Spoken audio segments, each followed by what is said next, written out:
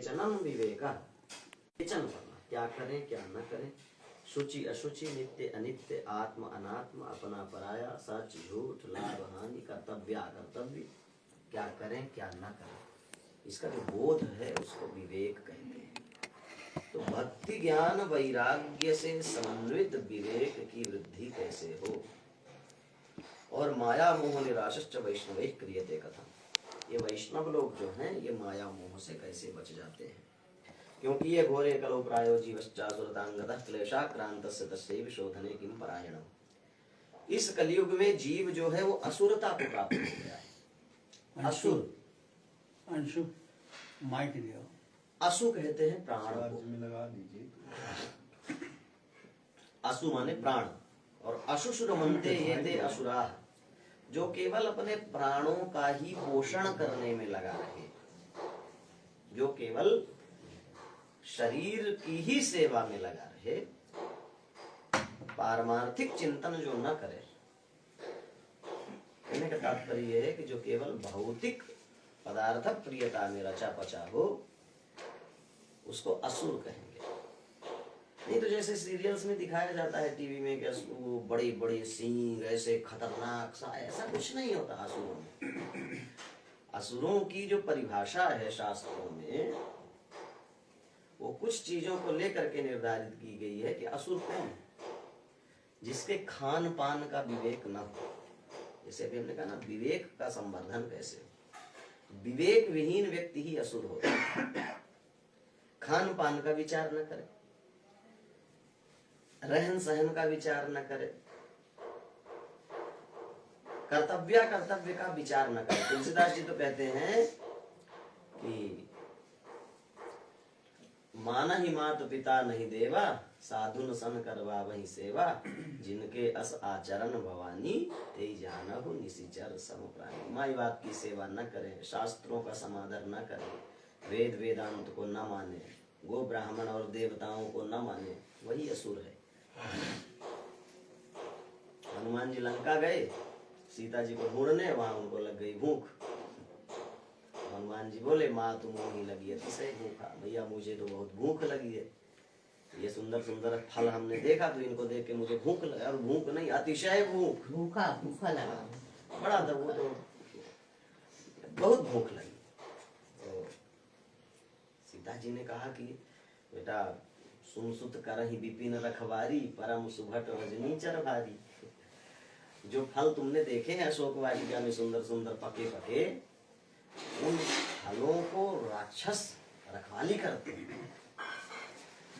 तो हनुमान जी ने कहा माँ तिन कर भय माता मोहि नहीं, उनका डर मुझे नहीं है, आप उसकी चिंता मत करो, आप तो बस आज्ञा दो। तो सीता जी ने कहा कि देखो लंका में फल खाने पर मनाही है, राक्षस उसकी रक्षा करते हैं, तो खाते क्या है? तो बोले कहो मही समानुष धेनु खर अज खल निशाचर भक्षहि। हनुमान जी ने खुद देखा कि महिष माने भैंसा, मानुष मनुष्यों को ही नाश्ता कर लेते हैं, महिष मानुष धेनु जो गाय खाए काट के, तो महिष मानुष धेनु खर, खर माने गधा भी खा लेते हैं, अज माने बकरा, कहो महिष मानुष धेनु खर अज खल निशाचर भक्षहि। यहाँ तो मनुष्यों को खाते हैं, भैंसे को खाते हैं, बकरे को खाते हैं, गधे खा लेते हैं, फलाहार पर मना है लंका में। और जो फलाहार करे तो फिर राक्षस कैसा, इसलिए लंका में फलाहार नहीं होता है।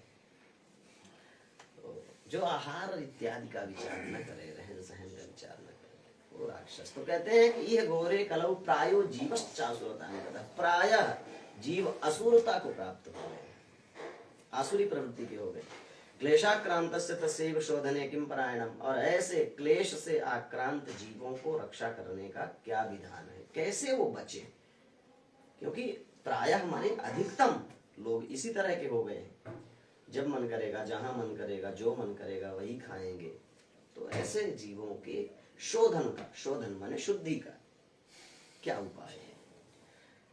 और कहते हैं श्रेयसाम यद भवेत् श्रेयः पावना नाम च पावनम कृष्ण प्राप्तिकरम शश्वत साधनम तद्वदाधुना। जो कल्याण करने वालों में सर्वोत्कृष्ट साधन है, श्रेयसाम यद भवेत् श्रेयः श्रेयसाम अपि श्रेयः भवेत्, जो कल्याण करने वालों में भी सर्वोत्तम कल्याणकारी साधन है,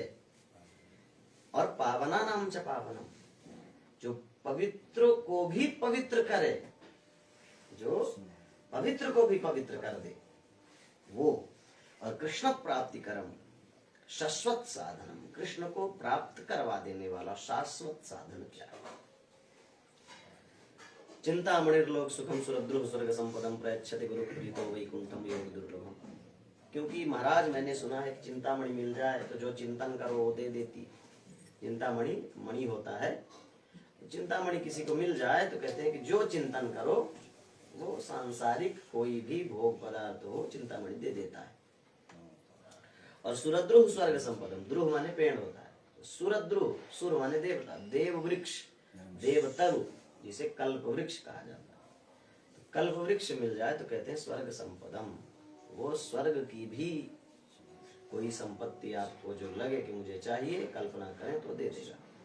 चिंतामणि मिले तो सांसारिक वस्तुएं प्रदान कर देगा, कल्पवृक्ष मिल जाए तो स्वर्ग की संपदा भी दे देता है। लेकिन चिंतामणि और कल्पवृक्ष भी मिलकर यदि चाहें कि वैकुंठ प्रदान कर दें, भगवान को प्राप्त करा दें, तो वो नहीं कर सकते।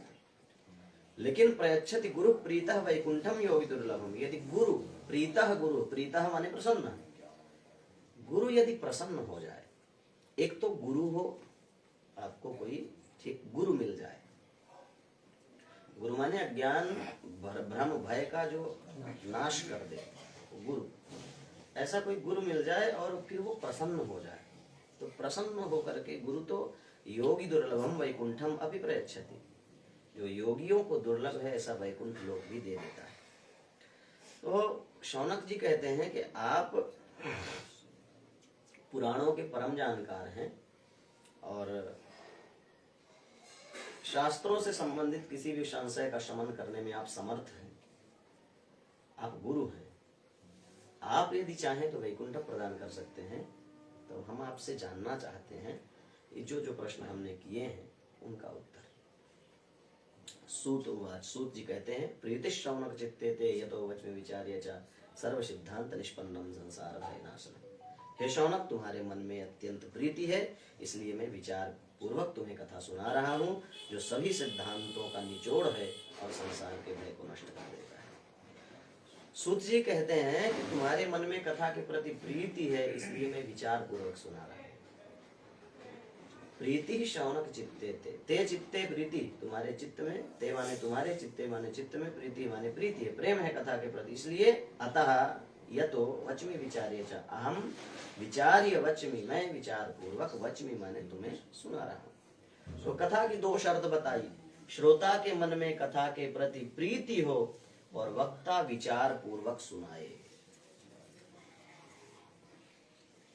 वक्ता कितना भी विचार पूर्वक सुनाए, यदि श्रोता प्रीति पूर्वक नहीं सुनता, एकाग्रता पूर्वक नहीं सुनता, तो फिर कथा आती है कि हजारों श्रोताओं के बीच में विमान केवल धुंधकारी के लिए आता है। तो श्रोता प्रेम पूर्वक सुने और वक्ता विचार पूर्वक सुनाए। क्या सुनाना है, क्या शास्त्रानुकूल है, भागवत के गद्दी में बैठकर जो मन करे वही नहीं सुनाना चाहिए। तो कोई कुछ बता रहा, कोई कुछ बता रहा, ऐसा कर लो ऐसा हो जाएगा, ऐसा कर लो ऐसा हो जाएगा, तो ये भागवत के विरुद्ध हो जाता है। फिर तो कहते हैं कि मैं आपको सभी सिद्धांतों का निचोड़ और संसार के भय को नष्ट करने वाला जो सिद्धांत है वो सुना देता हूँ। भक्तियोग वरधनम यच्च कृष्ण संतोष हेतुकम तदहम ते विधास्यामि सावधानतया शृणु। जो भक्ति के भंडार को बढ़ाने वाला है और भगवान को भी संतोष प्रदान करने वाला है, ऐसी कथा मैं तुम्हें सुनाता हूँ। तदहम ते विधास्यामि, तत् माने वही कथा, ते माने तुम्हारे लिए, अहम माने मैं, अभिधास्यामि माने सुनाऊंगा, सुना रहा हूँ। लेकिन सावधान तया शृणु, तुम सावधानी पूर्वक सुनो। कालव्याल मुखग्रास त्रास निर्णाश हेतवे श्रीमद् भागवतम शास्त्रम कलौ कीरेण भाषितम। काल रूपी सर्प के मुख का ग्रास बने हुए व्यक्ति के भय का नाश करने के लिए सुखदेव जी ने यह भागवत रूपी शास्त्र हमें दिया है।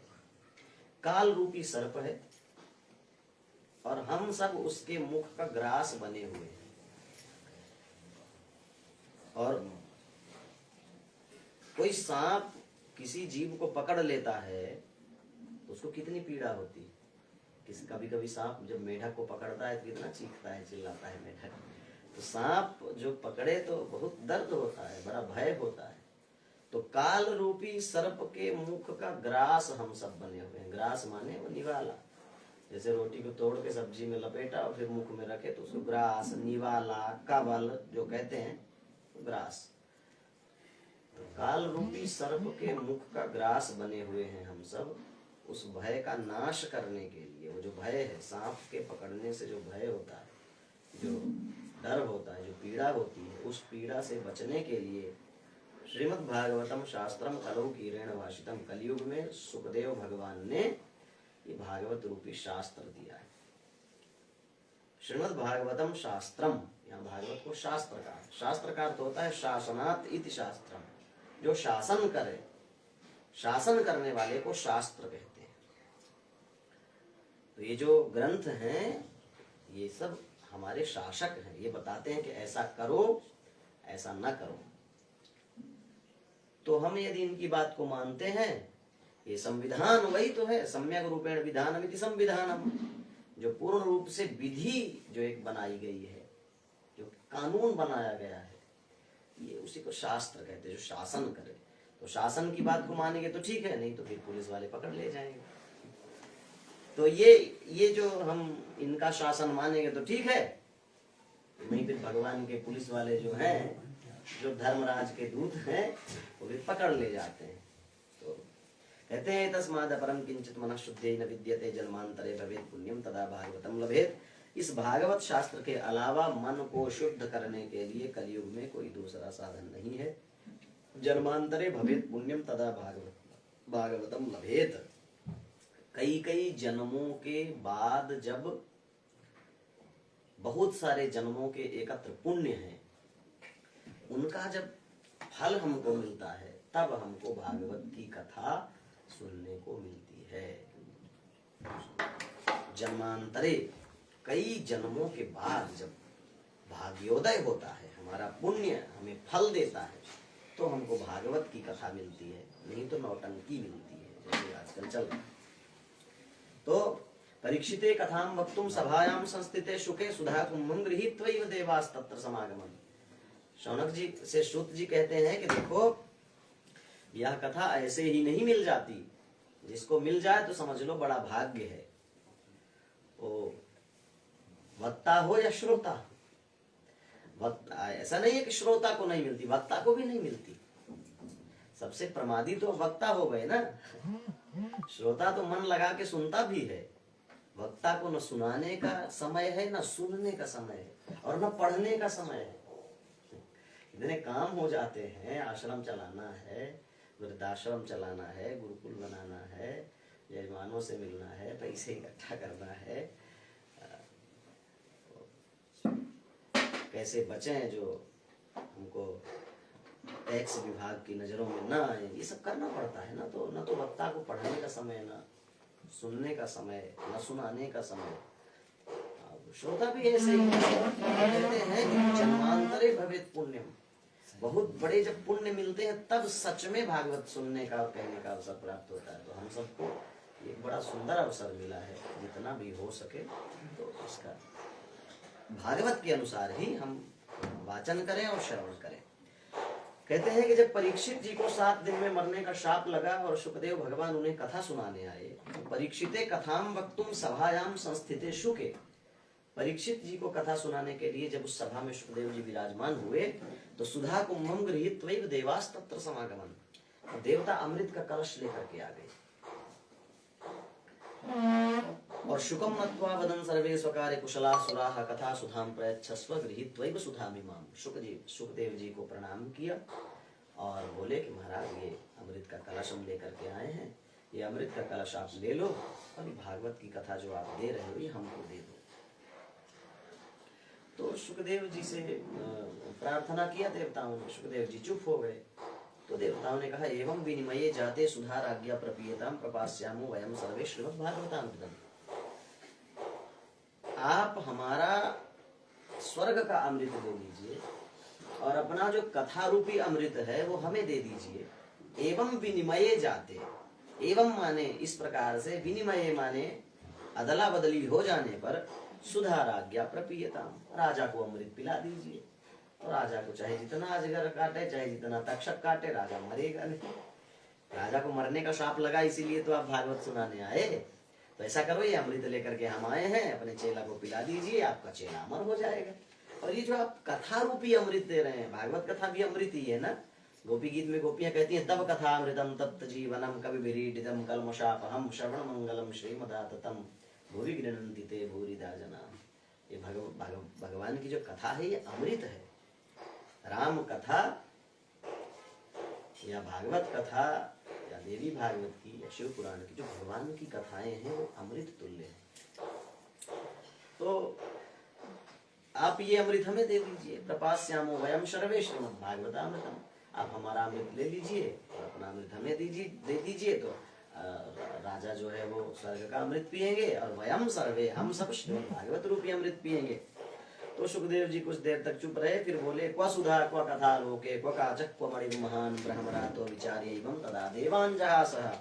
अरे क्व सुधा, क्व माने कहाँ, कहाँ ये तुम्हारा अमृत स्वर्ग का, और क्व कथा लोके, कहाँ हमारी भागवत की कथा। इनकी तुलना कैसे हो सकती है। क्व सुधा क्व कथा लोके क्व काचः क्व मणि महान। उदाहरण देते हैं, दृष्टांत देते हैं, तो कहते हैं क्व काचः, कहाँ कांच का टुकड़ा और कहाँ बेशकीमती हीरा।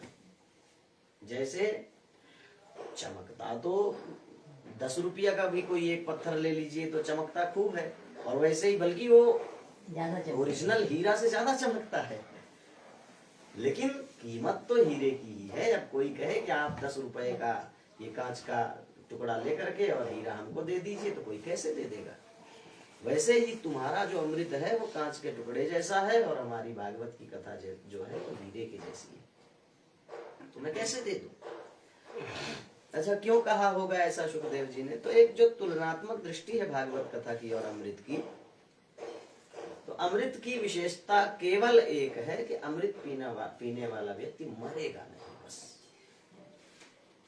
वो मरेगा नहीं, स्वर्ग चला जाएगा, अमृत पी लेगा। और स्वर्ग चाहिए, अमृत चाहिए तो स्वर्ग जाना पड़ेगा। स्वर्ग में जाने के बाद अमृत पी लेंगे, और जितने दिन पुण्य है उतने दिन स्वर्ग में रहेंगे। और जैसे ही आपका पुण्य समाप्त हुआ, तो तेतम भुक्त्वा स्वर्ग लोकम विशालम क्षीणे पुण्य मर्त्य लोकम विशंति। ऐसा उपनिषद कहते हैं कि स्वर्ग लोक में जब तक आपका पुण्य है तो आप रहेंगे, और जैसे ही आपका पुण्य समाप्त हुआ तो आप वहां धक्के मार के धरती में धकेल दिए जाएंगे। अब एक बहुत ऊंचे पद पर रहने वाले व्यक्ति को सामान्य जीवन जीना पड़े तो कितना मुश्किल हो जाता है।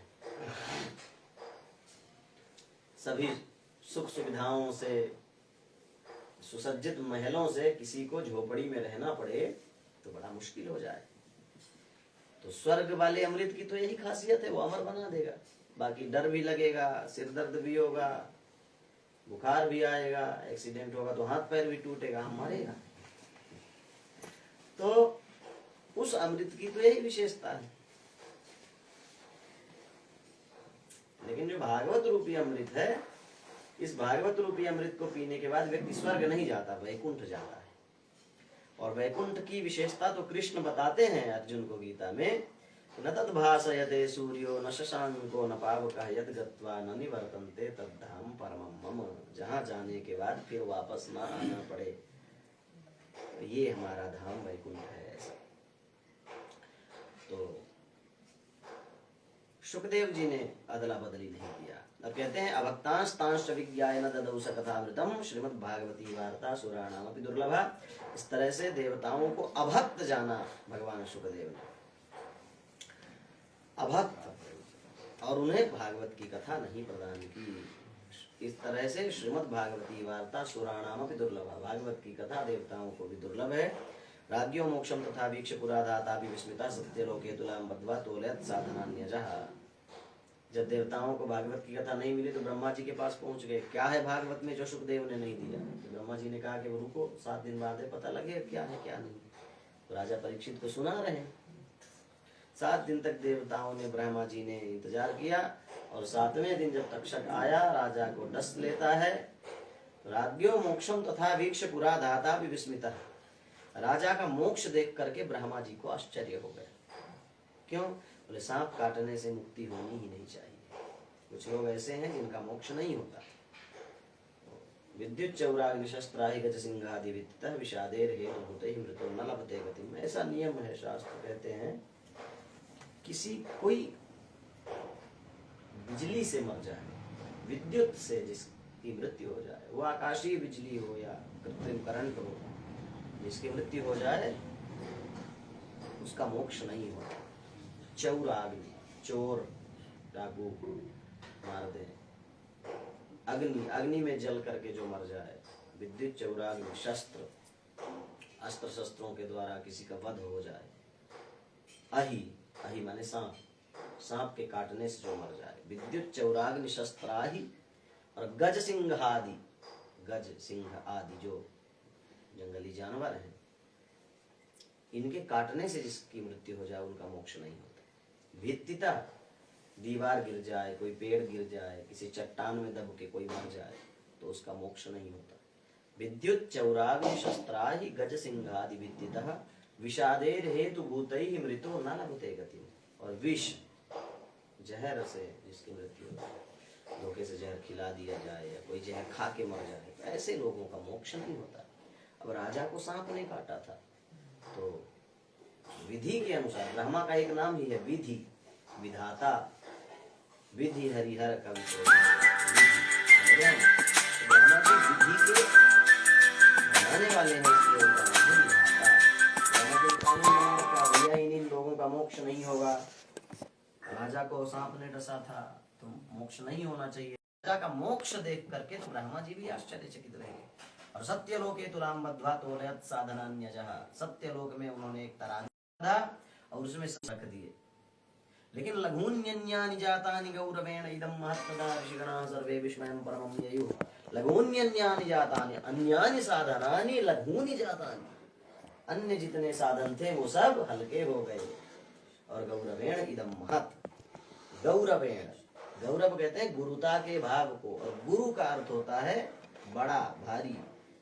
गुरु माने बड़ा और लघु माने छोटा, तो गुरु माने बड़ा, भारी जो है, और उस भारीपन को गौरव कहते हैं। गौरव माने बड़ापन। तो गौरवेण इदम महत्, इदम श्रीमद् भागवतम शास्त्रम गौरेण महत्।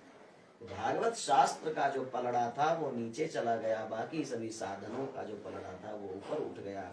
तो ब्रह्मा जी ने कहा कि देखो भैया, मेनिरे भगवत रूपम शास्त्रम भागवतम कलौ पठनात् श्रवणात् सद्यो वैकुंठ फलदायकम। ब्रह्मा जी ने कहा कि ये भागवत शास्त्र कलयुग में वैकुंठ फलदायकम, ये वैकुंठ के फल को देता है। कैसे देगा? तो कहते हैं पठनात्, जो रोज पढ़े, श्रवणात्, जो इसको सुने, जो सुने और जो पढ़े उन्हें यह भागवत की कथा वैकुंठ प्रदान करती है। सप्ताहेन श्रुतं चैतत् सर्वथा मुक्तिदायकम, और 7 दिन में जो इसको सुनता है उसे तो सब प्रकार से मुक्ति मिल ही जाती है। तो जब एक ही 7 दिन में सुनने से मुक्ति देती है तो हम लोग तो 3 बार 7 दिन तक सुनेंगे, 21 दिन तक 3 गुना सुन रहे हैं और कह रहे हैं। अच्छा एक चीज बताइए इसमें कि ऐसे बोलते 7 दिन, आजकल बहुत लोग भागवत सुन लेते हैं, और आप जैसे आचार्य व्यास लोग तो मान ली कितनी बार भागवत पढ़ ली, तो इसका मतलब है कि उसको मुक्ति मिल जाना चाहिए जिसने सुन ली है। उसका नियम होता है। किसी को शुगर हो जाए तो डॉक्टर दवाई देता है और कहता है इसको टाइम टाइम से, जो नियम होते हैं, मुझे नहीं हुआ तो नहीं पता है, लेकिन जो जैसे हो जाए तो डॉक्टर बताते हैं इसको ऐसे ऐसे लेना, लेकिन मिठाई ना खाना। अब कोई दवाई भी लेता रहे, रसगुल्ले भी खाता रहे तो उसको दवाई असर नहीं करेगी। तो भागवत कथा सुनने की विधि है इसमें, जो ये 5 अध्याय हैं, ये इसमें 6 ये महात्म्य के, तो इसमें ये विधि का ही निरूपण किया गया है कि कैसे आपको सुनना है तो मुक्ति मिलेगी। केवल सुनना ही पर्याप्त नहीं है। नहीं तो 7 दिन में से परीक्षित जी को सुनाई, तो कैसे सुनाई उन्होंने फिर सब चीज विस्तार से? ऐसे पढ़ाई की भक्तांस्तांश विद्याय न ददौ स कथा वर्धम श्रीमद् भागवती वार्ता सुराणाम दुर्लभा राज्ञो मोक्षम तथा वीक्षपुरा धाता विस्मिता। क्योंकि परीक्षित जी बहुत पढ़े लिखे थे, उन्हें तो गर्भ में ही माँ का दर्शन, माँ के गर्भ में ही भगवान का दर्शन हो गया था, और सुखदेव जी भी वैसे ही अद्भुत वक्ता थे। सुखदेव जी ने जीवन में एक ही भागवत सुनाई है, न परीक्षित के पहले किसी को सुनाया था और न परीक्षित के बाद किसी को सुनाया, क्योंकि सुखदेव जी को समझने के लिए श्रोता भी तो चाहिए। तो अकेले श्रोता अकेले परीक्षित जी थे और कोई नहीं? नहीं, बहुत लोग थे, लेकिन परीक्षित जी के बाद वैसा, जैसे ये सब लोग भी श्रोता ही तो हैं, लेकिन यजमान जो आयोजित करे तो उसका बड़ा महत्व होता है ना। कौन बुलाए ऐसे सुनने के लिए, क्योंकि हर श्रोता हर वक्ता को पसंद नहीं करता, वो अपने हिसाब से बुलाएगा। श्रोता अपने हिसाब से वक्ता बुलाता है, इसलिए श्रोता वक्ता ज्ञान निधि कथा राम के गुण। श्रोता और वक्ता दोनों ज्ञानी हो तो कथा का मजा आता है। ते वक्ता श्रोता समशीला समदर्शी जानहि हरि लीला। श्रोता और वक्ता जब समान नहीं होंगे तो कथा का आनंद आएगा ही नहीं। वक्ता बड़ा विद्वान हो, श्रोता अंगा हो, कुछ जानवे न करे तो चाहे जितना वेदांत बखानो क्या मतलब, या श्रोता बड़ा जबरदस्त हो, वक्ता फंसे फिर बड़े बड़े बार बड़ी सी कार जय जयकार चारों ओर कथा के नाम पर राधे राधे, तो फिर कहाँ ऐसे काम चलेगा। 7 दिन में कैसे संभव हो पाई होगी? जब 7 दिन में ऐसे कि सिर्फ श्लोक 5 घंटे में 50-55 अध्याय हम लोग पाठ कर लेते हैं संस्कृत का। अब ऐसे इतना व्याख्या थोड़ी करनी पड़ती थी सुखदेव जी को। सुखदेव जी ने तो केवल ऐसे सुनाया, यहाँ खोलिए और ये तद्वाह पांडवेया नाम युक्ता नाम अर्थम भजा यशाम गुणगणई कृष्णोदत्यादो भगवान कृता। अब सुखदेव जी ने बांस दिया, परीक्षित जी समझ गए। परीक्षित जी पढ़े लिखे थे, इसलिए उन्होंने समझ लिया। पहले तो संस्कृत में ही होता था। हाँ, श्रोता वक्ता सब अच्छे रहते थे, लेकिन आज के समय में एक ही श्लोक को समझाना मुश्किल पड़ जाता है। इस तरह से 7 दिन में जो सुनता था वो मुक्त होता था, और 7 दिन तक वो केवल भागवत ही सुनते थे। और हम तो 7 दिन तक कि किसको चाय मिली कि नहीं मिली, कौन हम जिनके जिनके यहाँ गए थे वो सब आए कि नहीं आए, तो ये आयोजक तो इसमें परेशान रहते हैं। बैठे रहते हैं यजमान बन के, लेकिन उनकी नजर रहती कौन आया कौन गया, कौन कितनी देर बैठा, ये सब रहता है ना। तो इसीलिए हमने किसी को बुलाया ही नहीं। हाँ। कि हमको तो 7 दिन में जो भागवत की कथा सुने तो वो मुक्त हो जाता है।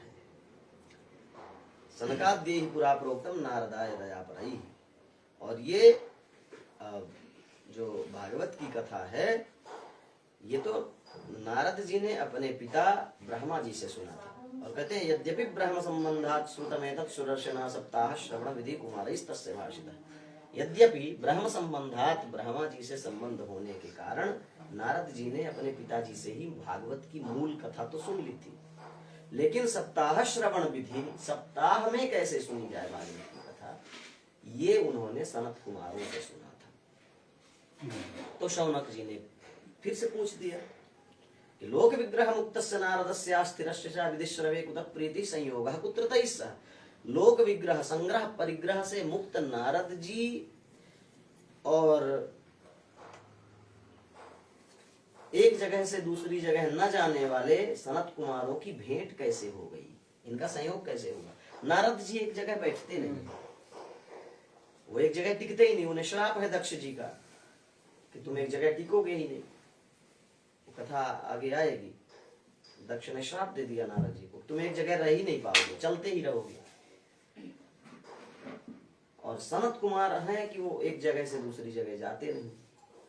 अब जो वक्ता है वो एक जगह से दूसरी जगह जाए ना, और श्रोता एक जगह टिके ना। वक्ता चले ना, श्रोता बैठे ना।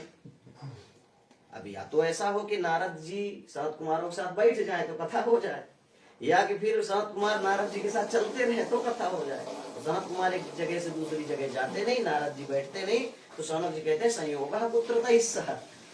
तैः सह सनत कुमार ही सह, सनत कुमारों के साथ नारदस्य संयोगः कुतः, उनका कैसे हो गया संयोग। तो सूत जी कहते हैं अत्र ते कीर्तयिष्यामि भक्तियुक्तं कथानकं शुकेन मम यत् प्रोक्तं रहा शिष्यं विचार्य च। सूत जी कहते हैं कि हम तुम्हें भक्ति युक्त एक कथानक सुना देते हैं जो भगवान सुखदेव ने मुझे अकेले में सुनाया था, क्योंकि मुझे बहुत प्रेम करते थे। सुखदेव जी सूत जी को बहुत प्रेम करते थे, पुराणों के आचार्य हैं सूत जी। तो प्रिय शिष्य जान करके मेरे गुरुदेव ने मुझे एक कथानक सुनाया था, एक कथा सुनाई थी, मैं वो आपको सुना देता हूँ। एकदा हि विशालायां चत्वार ऋषयो मलाः सत्संगार्थं समायातः ददृशुस्तत्र नारदम्। एक बार की बात है, बद्री विशाल क्षेत्र में सनत कुमार इत्यादि सनत, सनंदन, सनातन, सनत कुमार ये चारों ऋषि सत्संग के लिए आए हुए थे। और वहां सत्संग के लिए वो बस बैठे ही थे। 4 भाई थे, चारों उद्भट विद्वान, ब्रह्मा जी के ही बेटे हैं। भगवान के अवतार भी हैं। ये पहला अवतार ही सनत, सनंदन, सनातन, सनत कुमार का है भगवान का। तो कोई सुनने वाला मिले तो सुनाते थे, और कोई सुनाने वाला मिले तो बैठ के सुनते थे। और जब न कोई सुनने वाला मिले न सुनाने वाला मिले तो 3 भाई श्रोता बन जाए और 1 भाई वक्ता बन जाए, कथा शुरू हो गई। कथा करने के लिए तो 2-3-4 लोग भी पर्याप्त है अगर करना हो, नहीं तो फिर भीड़ में तो कहने की आदत हो जाए तो फिर मूल कथा तो दूर हो जाती है भीड़। तो बस 3 भाई बैठे थे, एक कथा आरंभ करने ही वाले थे कि अचानक देखा ददृशुष तत्र नारदम, तत्र माने तस्में स्थाने, वहां पर नारदम माने नारद जी को, ददृशु माने उन्होंने देखा। कैसे? कुमारा ऊचु, नारद जी को देख करके सनत कुमारों ने कहा, कथम ब्राह्मण दीन मुखा कुतश्चिंतातुरो भवान त्वरितं गम्यते कुत्र कुतश्चागमनं तव इदानीं शून्य चित्तोषि गत वित्तो यथा जनः तवेदं मुक्त संगस्य नामोचितं वद कारणम। सनत कुमारों ने कहा 4 भाई हैं, तो चारों ने 4 प्रश्न किए नारद जी से, 4 बातें कही। पहले ने कहा कथम ब्राह्मण दीन मुखा कुतश्चिंतातुरो भवान, अरे नारद जी आप कैसे बहुत दीन मुख हो रहे हैं। आपके मुख की जो शोभा है, आपके मुख का जो तेज है वो बड़ा कहीं चला गया है, आप बड़े उदास से दिखाई दे रहे हैं। तो दूसरे ने कहा त्वरितं गम्यते कुत्र कुतश्चागमनं तव, अरे नारद जी कहाँ से आ रहे हैं और कहाँ को भागे भागे जा रहे हैं। तो तीसरे ने कहा इदानीं शून्य चित्तोषि गत वित्तो यथा जनः, इस समय आप तो ऐसे उदास दिखाई दे रहे हैं जैसे किसी कंजूस व्यक्ति का धन छीन जाए। बहुत कंजूस व्यक्ति का धन थोड़ी ज्यादा खर्च हो जाए, ऐसे उदास दिख रहे हैं। तवेदम मुक्त संगस्य नोचितम वद कारणम, अरे नारद जी आप तो मुक्त संग हैं, ये बात आपको अच्छी नहीं लगती, न उचितम, उचित नहीं है। वद कारणम, आपकी इस उदासी का कारण क्या है? वद माने मुझे बताइए, बोलिए क्या है। तो नारद जी बोले अहम तु पृथ्वीं यातो यात्वा सर्वोत्तमामिति पुष्करं च प्रयागं च काशीं गोदावरीं तथा हरिक्षेत्रं कुरुक्षेत्रं श्रीरंगं सेतुबन्धनम् एवं आदिषु तीर्थेषु भ्रममाणितस्ततः नापश्यं कुत्रचित् शर्म मनः संतोषकारकं कलिना धर्ममित्रेण धरेयं बाधिताधुना। नारद जी कहते हैं कि भैया, ये नारद जी के बड़े भाई हैं सनत कुमार, क्योंकि नारद जी भी ब्रह्मा जी के ही पुत्र हैं। तो कहते हैं भैया हम तो सुने थे कि सब 14 लोकों में सबसे बढ़िया लोक पृथ्वी है, सर्वोत्तम है, क्योंकि पृथ्वी में भगवान की कथा होती है। तो हमने सोचा कि चलो पृथ्वी में कुछ दिन सत्संग करेंगे और फिर चले आएंगे। तो ब्रह्मलोक से मैं पृथ्वी में गया था, सत्यलोक से, ब्रह्मलोक को ही सत्यलोक कहा जाता है, सत्यलोक से मैं पृथ्वी में गया था। और पृथ्वी में भी मैंने सोचा कि सत्संग वहां होगा जहां ज्यादा संत होंगे। तो ज्यादा संत कहाँ होंगे?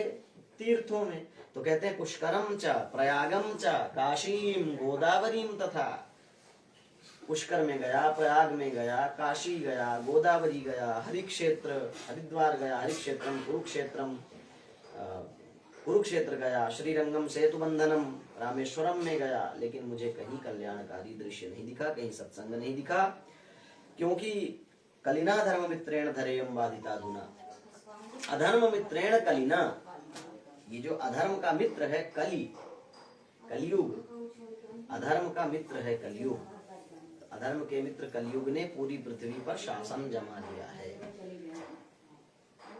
कैसा है दृश्य? तो कहते हैं सत्यम नास्ति तपश्चौचम दयादानं न विद्यते उदरम भरिनो जीवा वराकाः कूटभाषिणः मंदा सुमन्दमतयो मंदभाग्या उपद्रुताः पाखंड निरताः संतो विरक्ताः सपरिग्रहाः। सत्यम नास्ति, कहीं सत्य नहीं है, तपः शौचम दया दानम न विद्यते, तप नहीं है, शौच नहीं, शौच माने पवित्र, शुचिता के भाव को शौच कहते हैं, शुचि माने पवित्र और उसके पवित्रता के भाव को शौच कहते हैं। पवित्रता, न तो कहीं तप है, न कहीं पवित्रता है, न दया है, न दान है। उदरम भरिणः जीवा, जीवा माने सारे प्राणी जो हैं वो उदरम भरिणः, केवल पेट भरने के चक्कर में लगे हैं। वराकाः कूटभाषिणः, सब झूठ बोलने वाले हो गए हैं, कटु वचन बोलने वाले हो गए हैं। मंद हो गए हैं, बुद्धि भी मंद हो गई है, भाग्य भी मंद हो गया है, उपद्रवी हो गए हैं, पाखंड निरताः संतः, संत जितने हैं सब पाखंडी हो गए हैं, विरक्ताः स परिग्रहा, विरक्त जितने हैं वो परिग्रही हो गए हैं। विरक्त को अपरिग्रही होना चाहिए, विरक्त को अपरिग्रही होना चाहिए, माने इकट्ठा करने वाली प्रवृत्ति विरक्त में नहीं होनी चाहिए। तो घर से विरक्त बन के जाएंगे, बाबा जी बन के जाएंगे और फिर तीर्थों में बड़ी बड़ी बिल्डिंग बनाएंगे, खूब इकट्ठा करते हैं। विरक्ता सपरिग्रहा। और तरुणी प्रभुता गेहे श्यालको बुद्धिदायकः कन्या विक्रयिणो लोभात् दंपति नाम च कलकनम। तरुणी प्रभुता गेहे, गेहे माने घर में, तरुणी प्रभुता माने युवतियों का ही साम्राज्य है। कहने का मतलब ये है कि घर में सासू मैया की नहीं चलेगी, शासन तो बहू रानी का ही चलेगा। और श्यालको बुद्धिदायकः, बुद्धिदायकः माने सलाह देने वाला, बुद्धि देने वाला, एडवाइजर जो है वो शाला है, श्यालका साले साहब है। माने पिताजी से सलाह नहीं ली जाएगी, बड़े भाइयों से सलाह नहीं ली जाएगी, शासन घरवाली का चलेगा, पत्नी का, और मंत्री रहेगा साला। कन्या विक्रयिणः लोभात्, लोभात् माने लालच के कारण कन्या विक्रयिणः, कन्या बेचने वाले हो जाएंगे लोग। कन्या विक्रयिणः का अर्थ केवल कन्या नहीं है, वर विक्रयी भी है। कन्या विक्रयिणः का अर्थ है कन्या और वर का बेचना शुरू कर देंगे लोग। अब वर का बेचना तो पहले से ही लोग करते ही चले आ रहे हैं ज्यादातर, इसलिए उस जो घटना हो ही रही है उसका वर्णन नहीं करके जो नहीं हो रहा, अचानक नई घटनाएं घटती हैं उसका जिक्र कर रहे हैं। कहते हैं कि लोग कन्या तक बेचने में संकोच नहीं करेंगे। और कई जगह तो देखने को ऐसा मिलता भी है कि वही हो लड़का कैसा भी है, कुछ भी, कोई भी खानदान हो, कैसा भी रूप स्वरूप हो, अगर धन बहुत है तो फिर कन्या को वहां पर दे दिया जाता है। अब कई जगह तो ऐसा है कि अब बेटी का विवाह भी पैसे लेकर के करने लगे हैं लोग। तो कन्या विक्रयणा, अपनी बेटी तक को लोग बेच देते हैं। और दंपति नाम च कलकनम, और दंपति माने पति पत्नी में फिर झगड़ा शुरू होता है। जहां इस तरह बेचना और खरीदना होगा, ऐसा दाम्पत्य जीवन तो फिर नहीं चलता। बहुत दहेज लेकर के लाई हुई बहू जो है घर में, वो कलह का कारण ही बनेगी। बहुत ज्यादा दहेज लेकर के जब बेटे का विवाह किया जाता है तो बहू जब आती है तो कहती है कि पापा ने 50 लाख खर्चा किया है शादी में, मैं रोटी बनाने आई हूँ, तो फिर सेवा नहीं करती है, फिर झगड़ा होता है इस बात को लेकर। तो कहते हैं आश्रमाः यवनैः रुद्धाः तीर्थानि सरितस्तथा देवता यतनान्यत्र दुष्टैः नष्टानि भूरिशः। आश्रमों में यवनों का कब्जा हो गया है, बड़े बड़े आश्रमों में यवनों का साम्राज्य हो गया है। तीर्थानि सरितस्तथा, तीर्थ नदियां सब दूषित हो गए हैं। देवता यतनान्यत्र दुष्टैः नष्टानि भूरिशः। देवता यतन, आयतन माने होता है घर, देवता का घर माने मंदिर। दुष्टों के द्वारा मंदिर अब नष्ट किए जा रहे हैं। न योगी नहीं विसिद्धो वा न ज्ञानी सत्क्रियो नरः कलिदावा न लेनाद्य साधनम भस्मताम गतम। न कोई योगी है, न सिद्ध है, न ज्ञानी है, न सत्कर्म करने वाला है। कलिदावा नल के द्वारा सारे साधन भस्म कर दिए गए हैं। अट्टशूला जनपदा शिवशूला द्विजातयः कामिन्यः केशूलिन्यः संभवन्ति कलाभिः एवं पश्यन् कलेर्दोषान् पर्यटन् नवनीमहं यामुनं तटमापन्नो यत्र लीला हरेरभूत्। कहते हैं इस तरह से कलयुग के दोष देखता हुआ मैं सोचा, जब मुझे हरिद्वार में और पुष्कर में, प्रयाग में, काशी में, गोदावरी के किनारे जब सत्संग नहीं मिला तो मैं कलयुग का दोष देखता हूँ। तीर्थों की ये हालात बता रहे नारद जी। तो ये सब देखता हुआ मैं यामुनम तटम आपन्ना, यामुनम तटम माने यमुना जी के किनारे, आपन्ना माने संप्राप्त, मैं वहां पहुंचा। अब यमुना जी के किनारे माने वृंदावन पहुंच गए। यत्र लीला हरेरभूत, जहाँ भगवान की लीला हुई थी, ऐसे में वृंदावन धाम में पहुंचा। वहां जाकर के तत्राश्चर्यम मया दृष्टम श्रुताम तन्मुनीश्वरा है एकातु तरुणी तत्र निषन्ना खिन्न मानसा। वहां मैंने एक आश्चर्यजनक घटना देखी। एक युवती वहां पर परेशान होकर के बैठी है, उसके गोद में 2 बूढ़े सिर रख के सोए हुए हैं। वह उन दोनों वृद्ध जो पुरुष हैं उनको देख करके उन्हें सांत्वना देती हुई, उनके सिर में हाथ फेरती हुई रो रही है। दश दिक्षु निरीक्षन्ति रक्षितारं निजं वपुः विद्यमाना शतस्त्रीभिर्बोध्यमाना मुहुर्मुहुः। दसों दिशाओं में देखती हुई कि कोई आकर के मेरी मदद करे। और बीज्यमाना शतस्त्री भी, सैकड़ों स्त्रियां बीज्यमाना माने उसको व्यजन चला रही, पंखा चला रही, सैकड़ों स्त्रियां उसको पंखा चला रही हैं, सेवा कर रही हैं।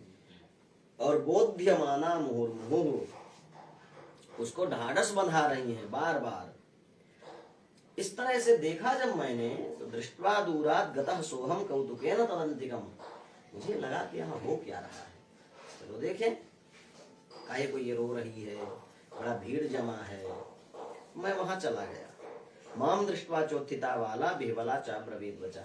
माम दृष्ट्वा, मुझे देख करके, बाला माने बालिका, उत्थिता माने खड़ी हो गई। मैं वहां गया, मैं ठहरा बाबा जी।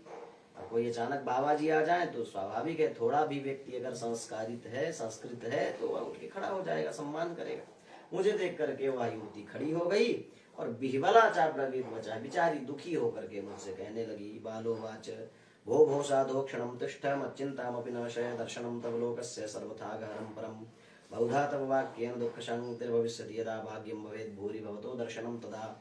हे महाराज, कुछ देर तक आप मेरे पास ठहर जाओ, क्योंकि आपका दर्शन अघहरम परम, आपके दर्शन से, आप संत हैं और संतों के दर्शन से पाप कट जाते हैं। तुलसीदास जी भी इसका, ऐसा लगता है इसी का अनुवाद उन्होंने किया होगा कि शरदा तप निशि शशि अपहरई संत दरस जिम पातक टरई, संतों के दरस से पाप कट जाते हैं। तो आप कुछ देर यहाँ पे ठहर जाइए। बहुधा तव वाक्येन दुःख शांतिर्भविष्यति, आप महापुरुषों के वाक्यों को सुन करके दुख की शांति हो जाती है। और यदा भाग्यम भवेत् भूरि भवतो दर्शनम तदा, आप जैसे महापुरुषों का दर्शन तो बड़े भाग्य से होता है। जब बहुत भाग्य उदय होता है तब आपका दर्शन होता है। इसलिए आप कुछ देर तक मेरे पास रुक जाइए। तो नारद जी ने कहा, नारद उवाच काचित् त्वं काव्यवौचे मानार्यः का पद्मलोचना वददेव सविस्तारं स्वस्य दुःखस्य कारणम्। हे देवी, काचित् त्वं का असि, तुम कौन हो?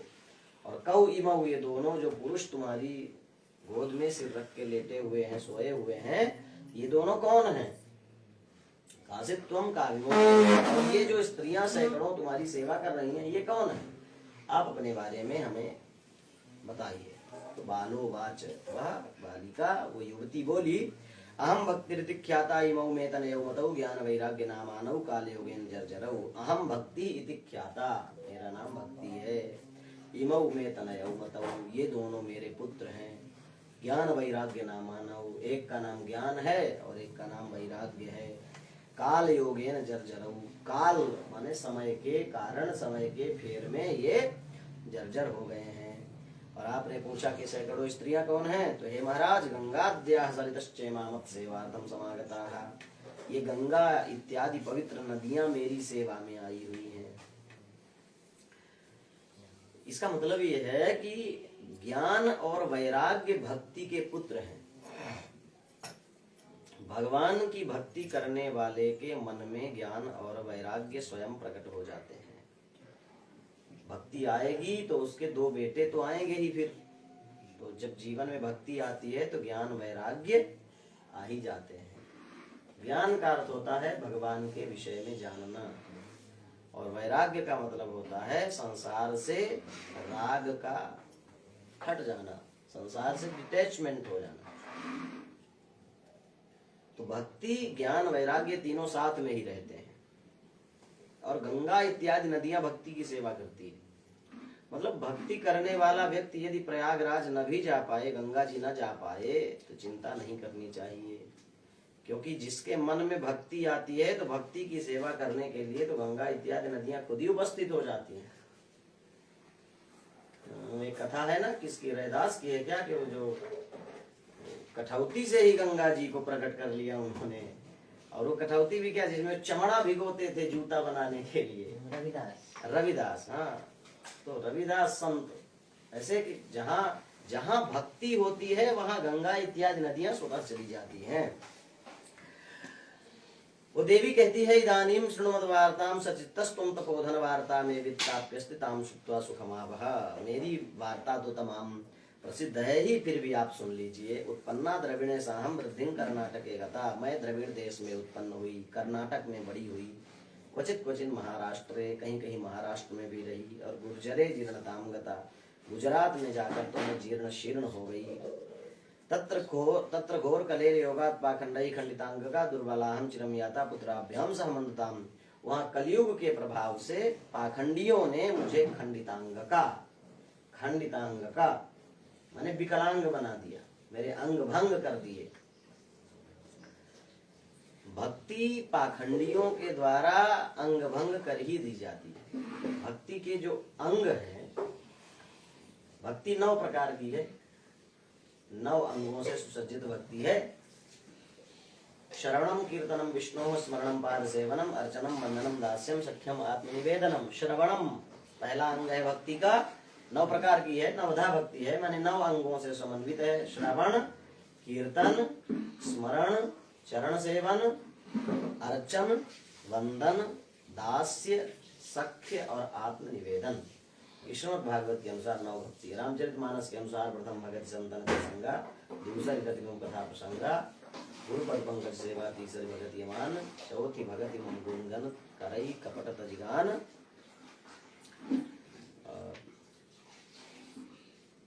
मंत्र जाप मम दृढ़ विश्वासा, पंचम भजन सुवेद प्रकाशा, छठतम शील निरत बहुकर्मा, निरत निरंतर सज्जन धर्म। छठ बहुशील विरति बहुकर्मा, निरत निरंतर सज्जन धर्मा। सातम सम मोहिमय जग देखा, सातम सम मोहिमय जग देखा, मोते अधिक संत करी देखा। आठम जथा लाभ संतोषा, सपने नहीं देखई परदोषा। नवम सरल चित सब छल। ये 9 भक्ति है। तो इनमें से एक को भी न मानना मतलब भक्ति को खंडित करना।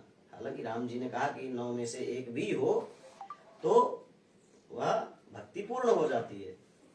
9 में से एक भी होने का मतलब यह कि भक्ति में पूर्ण रूप से निष्ठा होना।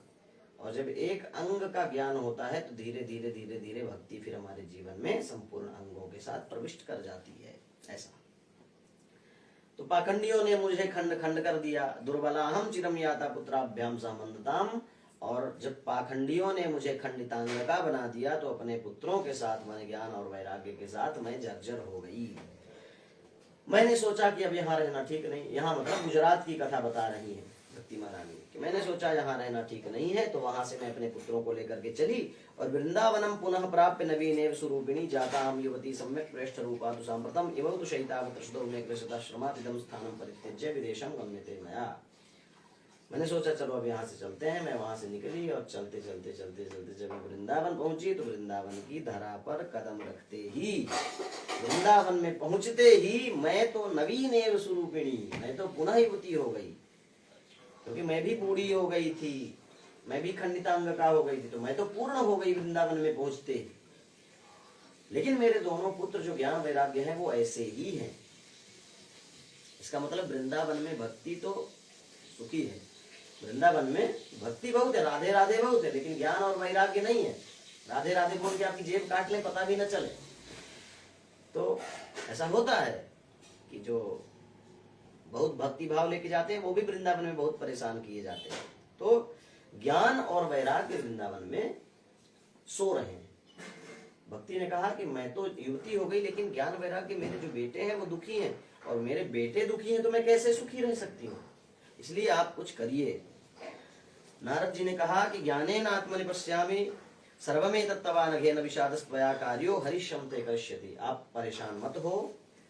आपकी इस दशा का कारण क्या है? ज्ञानेन आत्मनि पश्यामि, मैं आत्मज्ञान से देख करके बताता हूँ। ज्ञानेन माने ज्ञान के द्वारा तृतीया है। ज्ञानेन आत्मनि माने अपने भीतर की दृष्टि से, अंतर्दृष्टि से मैं देख करके आपको बताता हूँ। तो ध्यान से विचार किया जाए तो यदि ज्ञान वहां पर मूर्छित पड़ा हुआ है तो नारद जी किस ज्ञान से देखेंगे? ज्ञान तो एक ही है ना, ज्ञान अलग अलग नहीं है। ज्ञान अखंड एक सीताबर, ऐसा रामचरितमानस में कहा। ज्ञान एक ही है, ज्ञान नाम भगवान का है। कल मंगलाचरण में सच्चिदानंद रूपाय चिति संज्ञाने धातु से चित बनेगा, चित माने ज्ञान ही होता है, वो कृष्ण का स्वरूप है। तो वो एक ही है ज्ञान।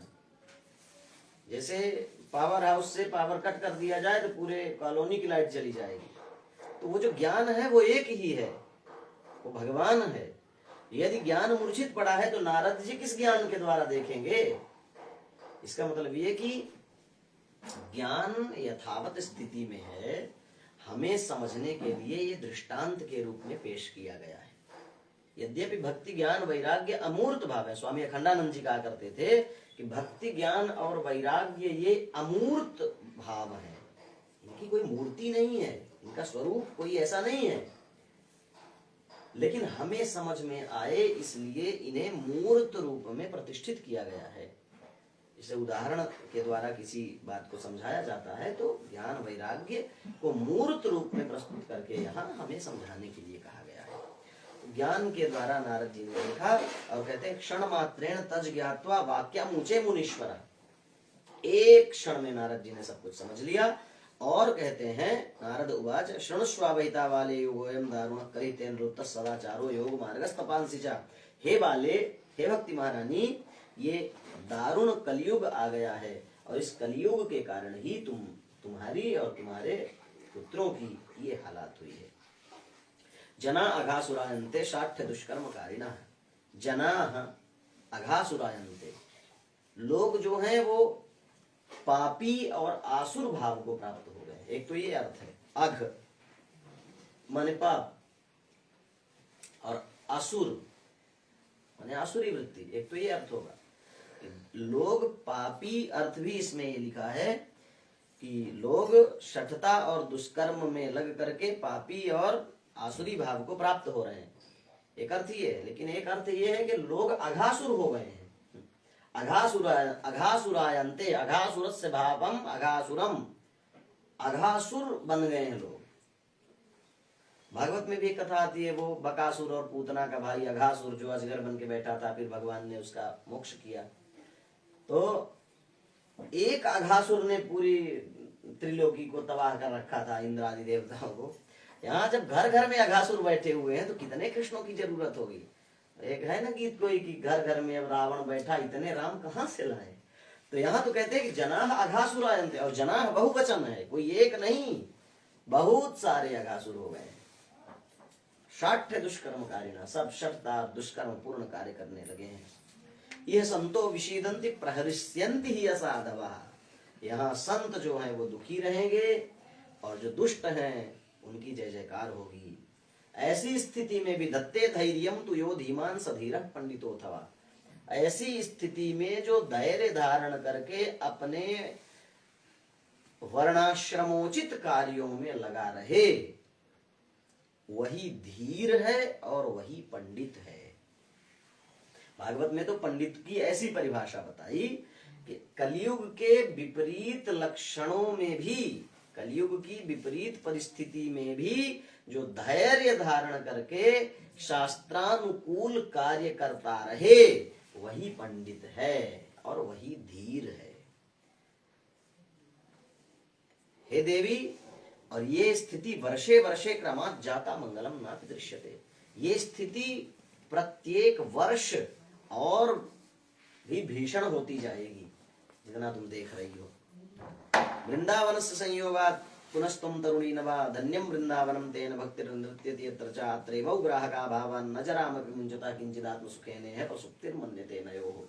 ये तो वृंदावन का प्रताप है कि तुम युवती हो गई हो, लेकिन वृंदावन में भक्ति की तो जय जयकार है, लेकिन ज्ञान वैराग्य को कोई नहीं पूछता। तो ग्राहकों का अभाव होने के कारण तुम्हारे पुत्र अभी भी वैसे ही वृद्धावस्था को प्राप्त हुए हैं। तो भक्ति महारानी ने कहा कि परीक्षित राजा ने क्यों कलयुग को छोड़ दिया था। अगर ये कलयुग इतना ही खतरनाक है तो कथम परीक्षिता राज्ञा स्थापितो यशोचित कली। ये परीक्षित ने क्यों कलयुग को छोड़ दिया था। तो नारद जी कहते हैं कि यदि तुमने पूछा है तो मैं तुम्हें बताता हूं। यदि पृष्ठस्त्वया वाले प्रेमतः श्रवणं कुरु, मैं सुना रहा हूं। तो भक्ति ने कहा कि बताइए, कलयुग इतना परेशान कर रहा है और भगवान कहीं गए थोड़ी न हैं। करुणा परेण हरिणाप्य धर्म कथमिक्षते इमं में संशयं चिंतित्वद वाचा सुहितास्म्य हम। भगवान करुणा निधान हरि भी कलयुग में होते हुए इस अधर्म को क्यों देख रहे हैं, ये मेरा संशय है। और ये प्रश्न सबका है कि यदि भगवान है तो तोड़े जा रहे मंदिरों की सुरक्षा स्वयं क्यों नहीं कर लेता? चोरी की जा रही भगवान की मूर्तियां खुद से अपनी रक्षा क्यों नहीं कर रही हैं? यही तो प्रश्न है भक्ति महारानी का कि भगवान क्यों सब कुछ सहन कर रहे हैं, ये मेरा संशय है। तो नारद जी ने बहुत सुंदर कहा है, यहाँ पर बड़ा सुंदर इस प्रश्न का उत्तर है कि यदा मुकुंदो भगवान क्षमाम त्यक्त्वा स्वपदंगतः तद्दिनात् कलिरायातः सर्व साधन बाधकः। श्री कृष्ण जिस दिन इस पृथ्वी को छोड़ करके गए हैं उसी दिन से कलयुग आ गया है। यानी द्वापर युग का वह अंतिम दिन था जिस दिन भगवान श्री कृष्ण अंतर्धान हुए। जिस दिन वे गए हैं उसी दिन से कलयुग आरंभ हो गया है। और कलयुग में राजा सबसे पहले बने हैं परीक्षित। और वे कहते हैं दृष्टो दिग्विजय राजा दीनवत् शरणं गतः न मया मारणीयोऽयं सारंग सारभूत। राजा परीक्षित पहले स्कंद में कथा आएगी कि राजा परीक्षित दिग्विजय में निकले थे, मार्ग में उन्हें कलयुग मिल गया। गाय और बैल को सता रहा था तो कलयुग मिल गया। परीक्षित जी उसे मारने के लिए तैयार हुए तो कहते हैं दीनवत् शरणं गतः। दीनहीन होकर के हाथ जोड़ करके परीक्षित जी के चरणों में गिर गया कलयुग के, महाराज मुझे मत मारिए। तो परीक्षित ने भी सोचा कि न मया मारणीयोऽयं सारंग इव सारभुक्। परीक्षित जो है वो सारंग इव सारभुक्। सारंग कहते हैं भौरे को, भौरे का भी एक नाम सारंग है। तो कहते हैं कि जैसे भौरा किसी फूल से रस ले लेता है और फूल ज्यों का त्यों पड़ा रहता है, वैसे ही परीक्षित महाराज सारंग इव सारभुक्, भौरे की तरह सारग्राही है। क्योंकि परीक्षित संत है, परीक्षित महान संत है, परीक्षित को गर्भ में भगवान का दर्शन हुआ है। तो परीक्षित जी सारग्राही है। किसी भी व्यक्ति या वस्तु से गुण को ग्रहण कर लेना ये उनका गुण है परीक्षित जी का।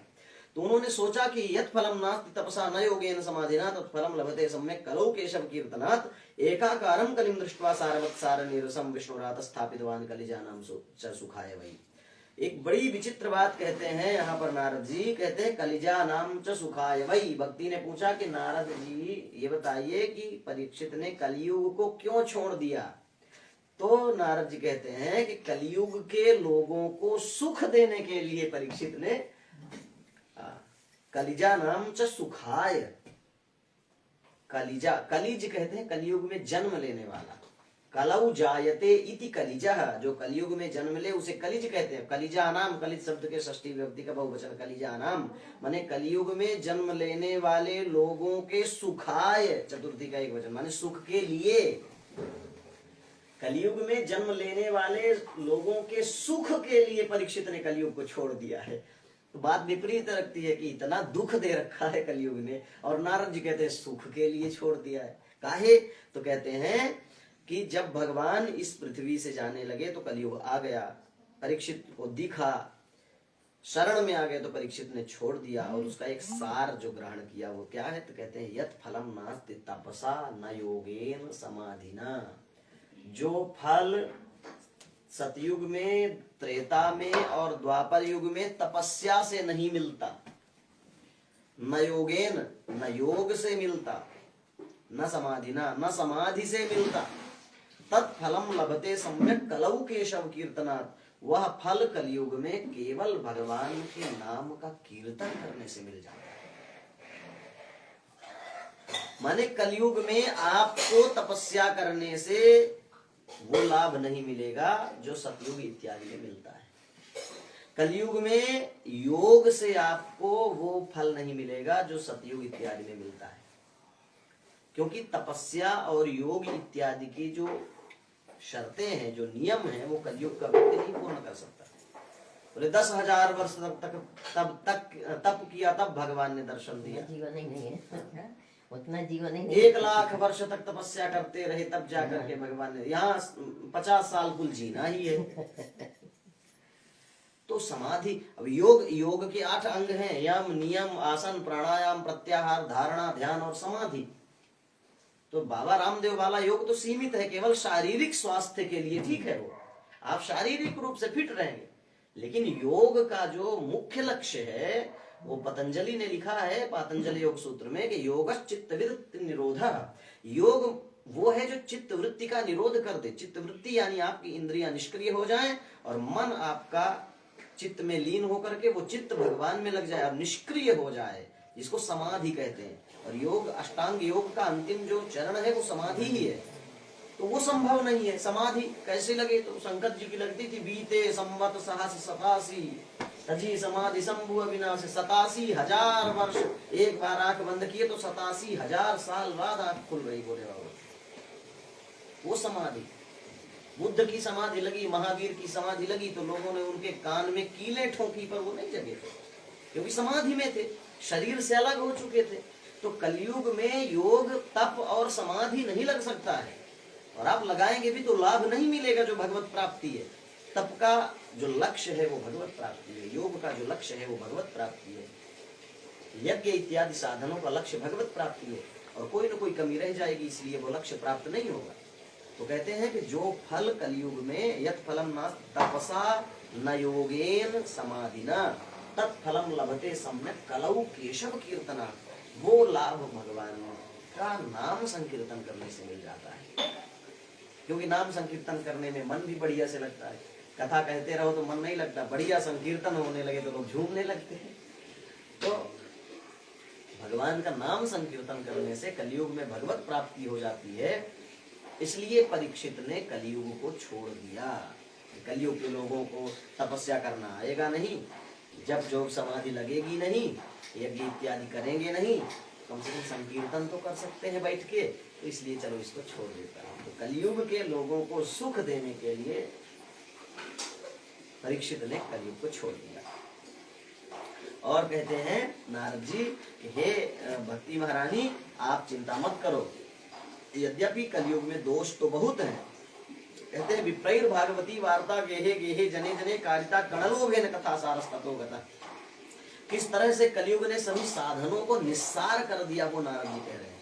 कहते हैं विप्रैहि भागवती वार्ता गेहे गेहे जने जने। विप्रैहि माने ब्राह्मणों के द्वारा, भागवती वार्ता माने भागवत की भगवान की कथा, गेहे गेहे माने हर घर में, और जने जने माने प्रत्येक जन जन में। पहले होता था कि एक परिवार में कथा हो गई तो सब लोग इकट्ठे होकर सुनते थे। अब कंपटीशन में होती है कि बड़े वाले भैया ने कराया तो हम और बड़ी करवाएंगे। एक ही घर में 4-4 कथाएं हो रही हैं, लेकिन लाभ नहीं मिल रहा है। क्यों नहीं मिल रहा है? कहते हैं कि विप्रैहि माने ब्राह्मणों के द्वारा जो घर घर में और जन जन में भागवत की कथा की जा रही, वो क्यों की जा रही? कहते कणलोभेन, पैसे के लालच में। आज कथावाचकों के कथा कहने का एक ही उद्देश्य है कि कैसे ज्यादा से ज्यादा पैसा कमाया जाए, और उसके लिए क्या क्या करना पड़े। नाचना पड़े तो व्यास पीठ में बैठ के नाच रहे हैं लोग। हाँ, कितने सारे वीडियो ऐसे पड़े हुए हैं केवल पैसे के लिए। एक बार हम ऐसे कह रहे थे, और हमें लगता है प्रयागराज में सीधी के यजमान थे, और मेले में कथा चल रही थी। मेले में महंत जी के पंडाल में कथा थी, वो भी कथा कहते थे, तो उनको लग गई बुरी। आकर के वहीं पे हमको लगे डांटने, ऐसा कैसे कह दिया, सब लोग ऐसे नहीं है। महाराज यहाँ से कुछ कहना ठीक नहीं है, हम आपसे बात नहीं करते। बोले नहीं अभी बताओ, सबके सुनते सुनते बताओ। तो हो गया, हम भी थोड़ा बचपना था, 5-6-8 साल हो गया, हमें लगता 7-8 साल हो गया होगा। तो हमने कहा कि आप भी तो कथा करते हैं, आप 20 श्लोक सुना दीजिए। तो लगे वो श्लोकों का पोस्टमार्टम करने, मतलब भागवत के श्लोक भी चीखते रहे होंगे कि महाराज छोड़ दो हमें, हमारे ऊपर दया करो, इस तरह से। हमने कहा ये बताइए आप भागवत क्यों करते हैं? बोले भगवान के लिए। हमने कहा अगर भागवत से आपका थोड़ा सा भी प्रेम होता तो ये जो उटपटांग आप बोल रहे हैं न बोल रहे होते। अगर केवल पैसे के लालच में कथा नहीं करते हैं तो पढ़ते क्यों नहीं? 8-8 साल के बच्चों को व्यास गद्दी पर बैठा रहे हैं, 8 साल के भागवत कथा के बाल शुभ, जिसे न व्याकरण का बोध है, न न्याय का बोध है, न वेदांत का उसने पुस्तक तक नहीं देखी है, भागवत के श्लोकों का शुद्ध वाचन नहीं कर सकता है, भागवत में प्रयुक्त शब्दों का जिसे ज्ञान नहीं है, उसे आप भागवत कथा बचवा रहे हो काहे को? केवल पैसे के लिए, और दूसरा कोई लक्ष्य नहीं। अरे वो तो ठीक है, मैंने वृंदावन देखे क्रैश कोर्स हो रहे हैं भागवत कथा करवाने के, बिल्कुल। एक महीने के। अरे मैंने बोर्ड देखे क्रैश चारों तरफ। अब भैया तो अभी गए थे, ताजे में गए थे, चारों तरफ परिक्रमा मार्ग में दीवार पर पोस्टर बैनर लगाए गए, 6 महीने में भागवत के उत्तम प्रवक्ता बने। यहाँ 6 महीने में रामा रामो रामा बन नहीं रहा है। सच्चिदानंद रूपाय में कौन सी संधि है, कौन सा समास है, कौन सा वचन है, कौन सी क्रिया प्रयुक्त हुई है, वो पता नहीं। उत्तम प्रवक्ता क्या खाक बन जाएंगे? मतलब केवल कुछ भी नहीं, कुछ भी नहीं। तो विप्रैः भागवती वार्ता गेहे गेहे जने जने कारिता कण लोभेन, केवल पैसे के लालच में कथा कर रहे हैं। इसलिए कथा का सार चला गया, कथा सारस तपोगतः, इसलिए कथा का सार चला गया है। अत्युग्र भूरि कर्माणो नास्तिकारौरवा जनाः तेपि तिष्ठन्ति तीर्थेषु तीर्थ सारस तपोगतः। अत्युग्र भूरि कर्माणा, बहुत बुरे बुरे गंदे काम करने वाले लोग भी, नास्तिक लोग भी, जिन्हें तीर्थों के प्रति श्रद्धा नहीं है, नदियों के प्रति प्रेम नहीं है, भगवान के प्रति भक्ति नहीं है, ऐसे नास्तिक और क्रूर कर्म करने वाले लोग भी, तेपि तिष्ठन्ति तीर्थेषु, ऐसे लोग जाकर के भी तीर्थों में कल्पवास कर रहे हैं। इसलिए तीर्थ सारस तपोगतः, तीर्थों का साथ चला गया। क्योंकि तीर्थों में जाएंगे और हर साल कहीं न कहीं से कोई न कोई ऐसी खबर आती है जो तीर्थों को बदनाम करती है कि ऐसे ऐसे लोग, बताओ बाबा जी बने, ऐसे ऐसे लोग आश्रम बना के बैठे, ऐसे ऐसे लोग वहाँ प्रयागराज में, वृंदावन में रह रहे हैं। इसलिए तीर्थों का सार चला गया। तीर्थों में जाने का महत्व नहीं है। नहीं, तीर्थों में जाने का महत्व है, लेकिन जिस दृष्टि से तीर्थों में लोग जा रहे हैं, उस दृष्टि से उनको वो लाभ नहीं प्राप्त हो रहा है। तीर्थों का सार जो है वो जाता रहा। जैसे कथा में बैठने का लाभ तो है, लेकिन कथा कथा जैसी तो हो। तीर्थों में जाने की पहली शर्त है कि जिस तीर्थ में आप जा रहे हैं, जहां से उस तीर्थ की सीमा आरंभ हो रही है, आप जूते चप्पल उतार दीजिए और सबसे पहले वहां उन्हें माथा रख के उस तीर्थ को प्रणाम करिए। कितने लोग ऐसा कर रहे हैं? फिर वहां जाकर के आप एक दाना किसी का खाने का प्रयास मत करिए। ज्यादा से ज्यादा भगवान नाम के अलावा सांसारिक कोई बात तो छोड़िए, मन में विचार भी नहीं आना चाहिए। तीर्थवास का जो कल्पवास के जो नियम है, तीर्थवास के जो नियम है, उनको न मानने के कारण अब हम जा रहे हैं, हमारे साथ हमारे मित्र हैं और वो इस श्रेणी में आ जाएं, या हमारे साथ आप जाओ, हम इस श्रेणी में आ जाएं जो यहाँ पर वर्णन किया जा रहा है। तो अब आप हमारे साथ जा रहे हैं तो जैसा हम करेंगे वैसा आप भी करेंगे, स्वाभाविक है। तो ऐसे लोगों के साथ रहने के कारण तीर्थ का सार नहीं मिल रहा है। तीर्थों में तो अब घी में तो वही ताकत है ना जो पहले थी। भागवत में लिखा है पहले लोग घी पी के करते थे कथा। 6वें अध्याय में है इसमें कि कुछ भी बिना खाए बिना पिए चलो 7 दिन तक। कौन सुनेगा, कौन सुनाएगा? तो बोले कुछ खाने पीने के बिना काम न चले तो घी पी करके रहे गुरु और चेला दोनों।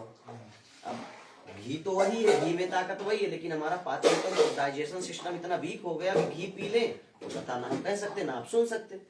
अब उसमें नहीं, घी है भी मान लीजिए कुछ अंश में दूषित हो गया है खाद इत्यादि डालने से, लेकिन फिर भी गाय का दूध प्योर, हम घर में गाय पाल लें और उससे दूध उससे घी बनाए तो 85% तो शुद्ध है ना घी।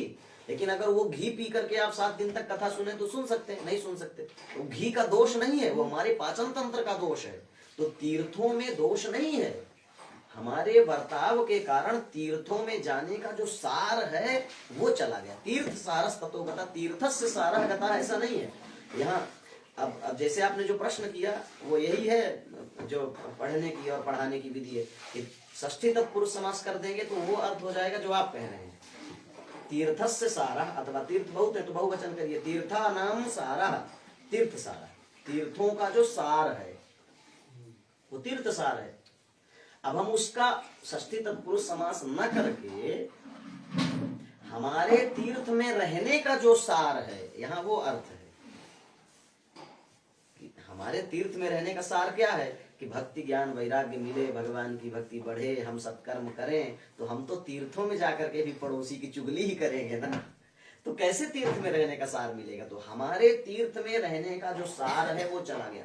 कथा सारस ततोगता कहने का अर्थ ये नहीं है कि कथा में सार नहीं, आप चाहे जितना सुनो कुछ नहीं होना है। कथा सुनने का सार ये है कि हम जिसके लिए कथा सुन रहे हैं वो सार हमको, अभी कथा आएगी कि गोकर्ण और गोकर्ण ने कथा सुनाया, धुंधुकारी ने सुना, वहां हजारों श्रोता बैठे थे, तो विमान केवल धुंधुकारी के लिए आया, एक सब के लिए नहीं आया। तो धुंधुकारी के लिए कथा का सार मिला, विमान आया, लेकिन अन्य जो श्रोता थे उनके लिए भी विमान आना चाहिए था। कथा का सार तो यही है, लेकिन उनके लिए नहीं आया। क्यों?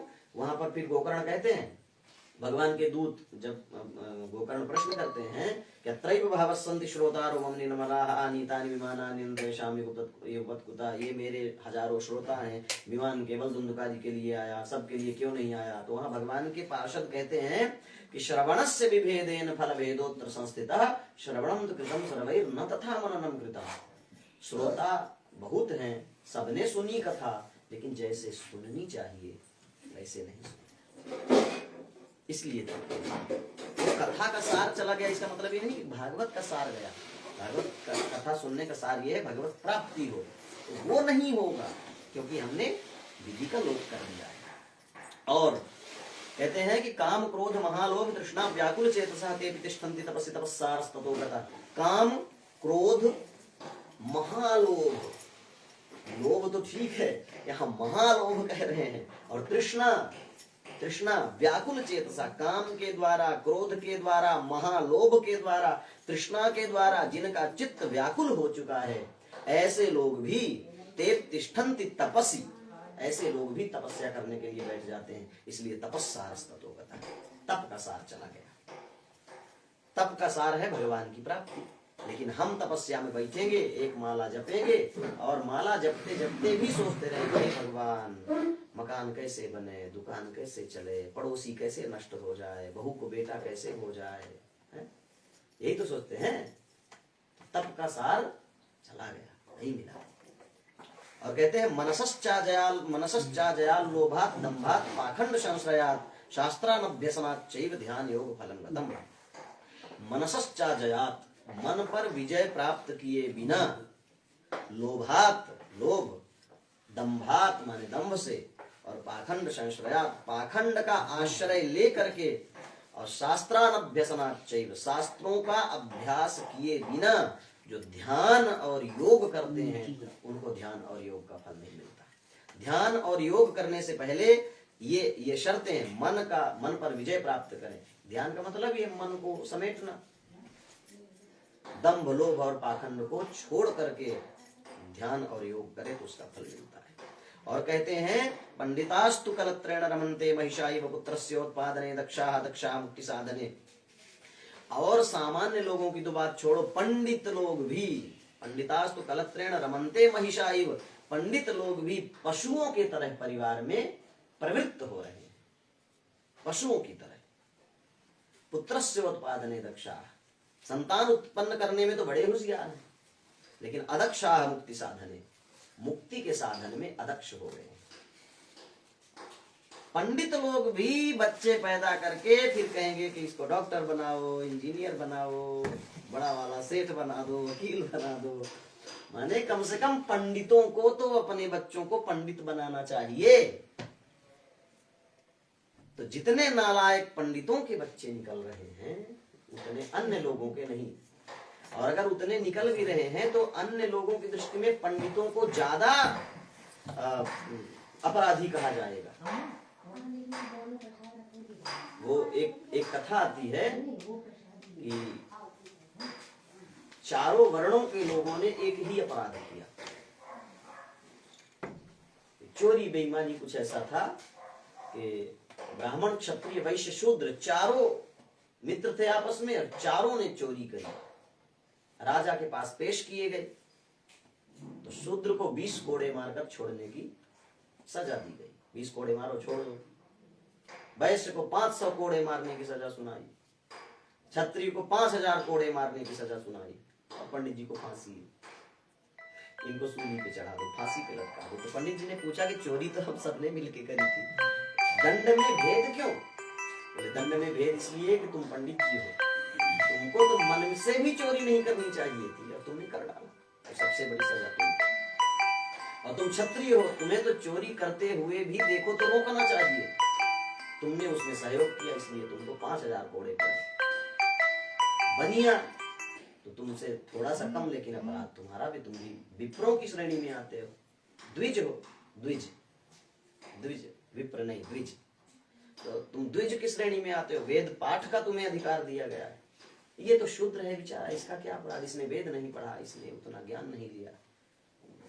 तो इसलिए यहाँ पंडितों के लिए विशेष रूप से कहा गया कि पुत्रस्य उत्पादने दक्षाः दक्षाः मुक्ति साधने। पुत्र उत्पादन में बड़े दक्ष हैं, लेकिन मुक्ति के साधन में अदक्ष हैं।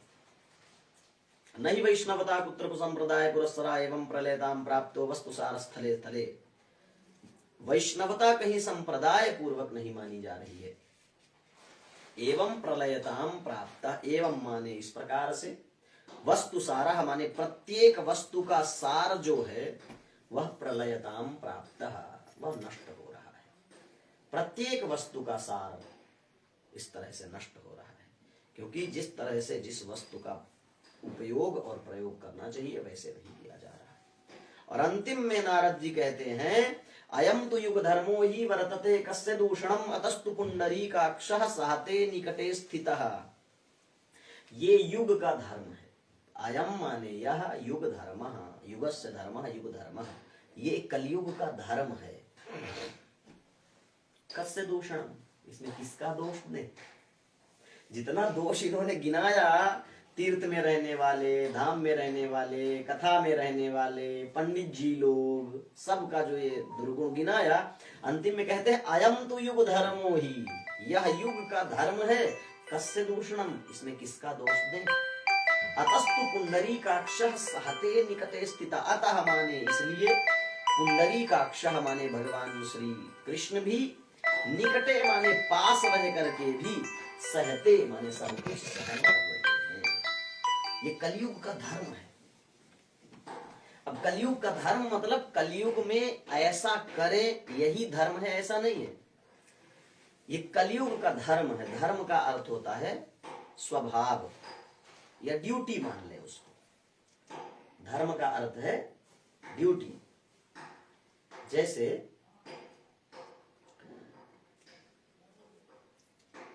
प्रातःकाल सूर्य की किरणें उतनी प्रचंड नहीं होती, लेकिन जैसे दोपहर हुई तो फिर उसको सहा नहीं जा सकता, इतनी तेज हो जाती है। सांझ को फिर ढल जाती है। तो सूर्य तो एक तरह से स्थिर ही है। विज्ञान के अनुसार तो सूर्य स्थिर है, पृथ्वी चक्कर लगा रही है, और हमारे ज्ञान के अनुसार सूर्य भी चल रहे हैं। तो जो भी आप मान लें, तो सूर्य यदि चल भी रहा है तो सूर्य तो अपने स्वभाव में स्थित है ना। वो जितना जल रहा है उतना ही जल रहा है। वो सुबह या सांझ सूर्य में नहीं है। ये सुबह और सांझ हमारे लिए है। यदि सूर्य चक्कर काट रहा है तब भी, या पृथ्वी चक्कर काट रही तब भी, सूर्य ज्यों का त्यों है। सूर्य में न सवेरा है, न दोपहर है, न सांझ है, न रात है, न दोपहर, कुछ नहीं है। सूर्य ज्यों का त्यों है।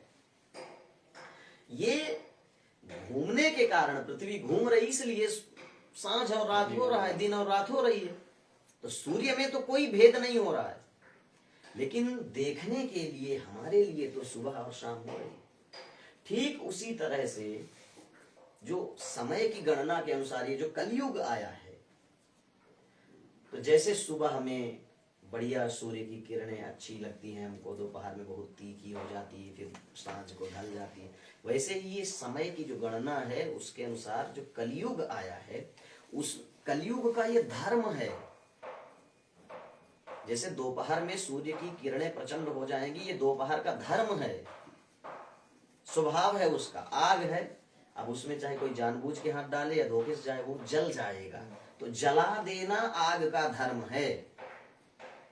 गला देना ये पानी का धर्म है। पानी में कोई चाहे जानबूझ के जाए या कोई धक्के मार के गिरा दे तो भीग तो जाएगा वो। ये पानी का धर्म है। पानी में जाएगा तो भीगेगा, आग में जाएगा तो जलेगा। ये उसका धर्म है, माने स्वभाव है। उसी तरह से ये कलयुग का स्वभाव है। कलयुग आएगा तो ऐसा होना ही है।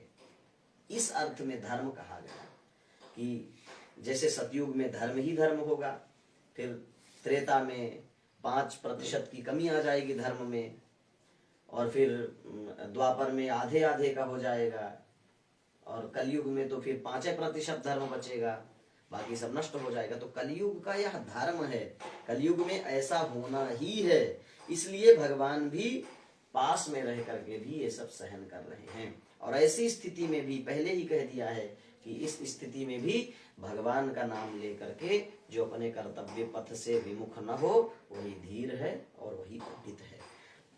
नारद जी ने जब ऐसे कहा तो कहते हैं इति तद्वचनम सूत उवाच, सूत जी कहते हैं इति तद्वचनम श्रुत्वा विस्मयं परम गता भक्ति रुचे वचो भूयः श्रूयताम तच्च सौनक। इस तरह से जब नारद जी के वचन सुना भक्ति महारानी ने तो पुनः वो बोल पड़ी। भक्ति महारानी कहती है सुरर्षे तुम ही धन्योसी मद भाग्येन समागता साधूनाम दर्शनम लोके सर्व सिद्धिकरम परम। हे नारद जी आप धन्य हैं, मेरे भाग्य से ही आप यहाँ आए हैं। साधुओं का दर्शन सभी सिद्धि को प्रदान कर देता है। और प्रार्थना करती हैं उनके चरणों में जयति जगति मायाम यस्य कायाधवस्ते वचन वचनमेकं केवलं चाकलय्य ध्रुव पदमपि यातो यत्कृपातो ध्रुवोऽयं सकल कुशल पात्रम ब्रह्मपुत्रम नतास्मि। हे नारद जी आप धन्य हैं, धन्य हैं, धन्य हैं। आपके केवल एक उपदेश से जो कायाधव हैं, कायाधव माने कयाधो अपत्यम पुमान कायाधव, कयाधु के गर्भ से उत्पन्न कायाधव माने प्रहलाद जी। आपके एक उपदेश मात्र से कयाधु नंदन प्रहलाद जी संसार और संसार की माया में विजय प्राप्त कर लेते हैं, उसे बच जाते हैं। और ध्रुव पदमपि यातो यत् कृपातो, आपकी कृपा से, आपके एकमात्र उपदेश से 5 वर्ष के ध्रुव और 5 वर्ष के प्रहलाद ने भगवत प्राप्ति कर लिया है। इसलिए सकल कुशल पात्रम ब्रह्मपुत्रम नतास्मि। हे संपूर्ण कुशलता के पात्र, संपूर्ण कुशलता के खजाने, हे नारद जी आपके चरणों में मैं प्रणाम करती हूँ। ऐसा भक्ति महारानी ने नारद जी के चरणों में प्रणाम किया। और आगे की कथा दूसरे सत्र में, हाँ 12:30 बजे, ठीक है। थोड़ा समय का ध्यान ऐसे दिया जाए कि नहीं तो फिर बहुत पीछे हो जाएगा, फिर पाठ ज्यादा हो जाएगा, कथा बिल्कुल कम हो जाएगी, पाठ आपको ज्यादा सुनने को मिलेगा फिर। इसलिए थोड़ा समय, अगर 8 बजे से कथा आरंभ हो तो 8 बजे से 12 बजे तक चले, और फिर 4 बजे से 7 बजे तक ऐसा नियम बनाएं। कैसे भी करके 8 बजे तैयार ही रहना है। और ये तो भागवत के भी विधान में लिखा है कि भागवत के अभी 6वें स्कंद में इसमें जो विधि है उसमें लिखा है कि अन्य सारे कर्म बिल्कुल संक्षेप में समापन करते हुए, और कथा, चूंकि कथा हमारा मुख्य है, बाकी सारे कार्य गौड़ है, प्रमुख भागवत की कथा है, तो पूजन पाठ इत्यादि आवाहन प्रतिष्ठा हो ही गई है। एक तंत्र पंचोपचार पूजन समाप्त करके 8 बजे बिल्कुल फ्री ही हो जाए तो हो पाएगा, नहीं तो फिर पाठ ज्यादा हो जाएगा। और उसका एक अध्याय का पूरा पाठ करके और उसके बाद फिर जो उसका अर्थ है संक्षिप्त में उतना कह करके फिर आगे करना पड़ेगा। नहीं, कल से आप पाठ हो रहे हैं तो 7 बजे बिल्कुल कल से आपको मिलेंगे, 7 से 12। हाँ, अपना 7 तो नहीं हो पाएगा। हाँ? तो क्या और जल्दी करना ये तो 6 बजे बोल रहा है क्योंकि इनका ऑफिस शुरू हो जाएगा। 7 बजे तो पूजा है अपनी, 7 बजे नहीं ठीक है, ऐसा समय भी ठीक है, 7 से भी। हाँ बीच में कहीं नहीं अभी नहीं, बीच में होगा, बीच में अगर 7 से 12 बजे तक होगा तो कम से कम 3 बार तो 10-15 मिनट का ब्रेक हाँ, तो होगा बीच ही, में है ना? तो उस तरह से थोड़ा, जिससे ज्यादा से ज्यादा हाँ हाँ क्या अभी 20 अध्याय प्रतिदिन करना है तब हो जी जी पाएगा। जी बिल्कुल बिल्कुल। हाँ, अभी कितने अध्याय हो गए अपने? अरे अभी तो शुरुआत ही है, एक कल तो अध्याय महात्मा हुआ, अभी ही तो हुआ, महात्म्य है। अभी महात्मा ही चल रहा है, हाँ। उसमें 6 अध्याय ये हैं। पंडित जी 6 अध्याय आपने है, एक अध्याय इसमें भी हुआ है। बताया कि इसमें भागवत पुराण में ये चीज है कि जो पंडित हैं हम्म। अपने बच्चों को पंडिताई में भेजना चाहिए, डॉक्टर इंजीनियर्स नहीं नहीं नहीं नहीं नहीं, ऐसा है ना? पंडित का अर्थ जो है, पंडित का अर्थ ब्राह्मण। पंडिताई ही नहीं है। पंडित शब्द का जो अर्थ है वो है सदसत। पंडित शब्द की जो व्युत्पत्ति है वो ऐसे है, सदसत विवेकिनी बुद्धि पंडा। सत और असत का विवेचन करने वाली जो बुद्धि है, सत और असत माने क्या करें क्या ना करें, इसका जो विवेचन कर ले ऐसी बुद्धि को पंडा कहते हैं। पंडा माने रजनीश जी, पंडा माने होता है सत और असत का विवेक करने वाला, उस बुद्धि का नाम पंडा है। और सा संजाता अस्य, एक सूत्र है पाणिनि व्याकरण में, तदस्य संजाते तारकादिभ्यश्च, ये सूत्र है। और उसी सूत्र से इत प्रत्यय हो जाता है। तो सत और असत का विवेचन करने वाली बुद्धि पंडा, और सा संजाता अस्य इति पंडिता, ऐसी हो गई है जिसकी बुद्धि, उसको पंडित कहेंगे। तो पंडित का मतलब विभाग से नहीं है, वो डॉक्टर इंजीनियर का, हमारा कहने का मतलब केवल ये था कि केवल अर्थ की लोलुपता के कारण कोई काम करना है। बाकी डॉक्टर होना बुरी बात नहीं है, डॉक्टर तो साक्षात भगवान ही देखो, होता है। अर्थ के बिना पाटिल जी कैसे होंगी? हैं? अगर अर्थ नहीं होगा तो फिर आप कैसे सब कुछ करोगे? नहीं नहीं, वो मतलब ये है कि पार्ट ऑफ लाइफ। अर्थ भी, earth is part of life, बिल्कुल सही है। लेकिन अर्थ उतना ही जो अर्थ अनर्थ का कारण न बने, आवश्यकता से ज्यादा अर्थ हमेशा ही अनर्थ का कारण बना है। अनर्थ का मूल कारण अर्थ ही है। तो ऐसा नहीं है, कुछ भी काम करें विवेक पूर्वक करें तो वो वहीं रह करके वो भगवत भक्ति ही है। डॉक्टर होकर के किसी भी रोगी की सेवा, अब जो कि चलाना है हॉस्पिटल तो खर्च तो चाहिए, लेकिन कभी कभी ऐसा करें कि हाँ, कि हर रोगी से अगर उतना न वसूल किया जा सके तब भी उसका इलाज करें, ऐसा भाव रखते हुए किसी भी विभाग में रहे तो सेवा भाव से रहते हुए किया जा सकता है। मेरा कहने का मतलब पंडितों को विशेष रूप से इसलिए था कि कम से कम पंडितों को तो अपने बालकों को, और विशेष रूप से उन पंडितों को, जैसे हम लोग पुरोहिताई का क्षेत्र हो जाता है, तो पुरोहितों को तो कम से कम अपने बच्चों को पढ़ाना चाहिए। नहीं, हमारे मैहर में वो है, अखाड़े में बच्चे हैं। हाँ हाँ जो छोटे छोटे बच्चे हैं। हाँ। तो हम गए और पूछा 5 बच्चों से, बहुत सारे बच्चे हैं, तो मैक्सिमम बच्चे ऐसे परिवार से हैं, ब्राह्मण ऐसे परिवार से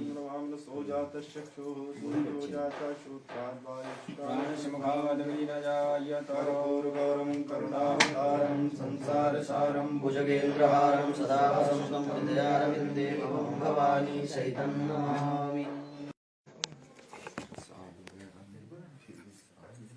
इसलिए आपने अपने बालक को जो है नहीं, ये हमको एक तो पढ़ाना नहीं, नहीं, बहुत मुख्य अच्छा है। लक्ष्य ये है कि जीवन यापन के लिए अर्थ तो नितांत आवश्यक है। नहीं, पर इससे पैसे तो इसमें कमाना ही पड़ेगा। इसमें तो सब कुछ है। अगर